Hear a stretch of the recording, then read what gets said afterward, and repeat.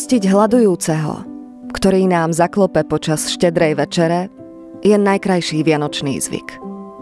Hoci máme pocit, že za dverami nikto nečaká, skutočnosť je iná.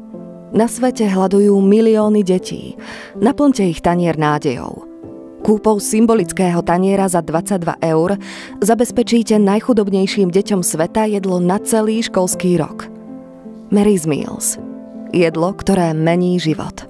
www.vianočnystôl.sk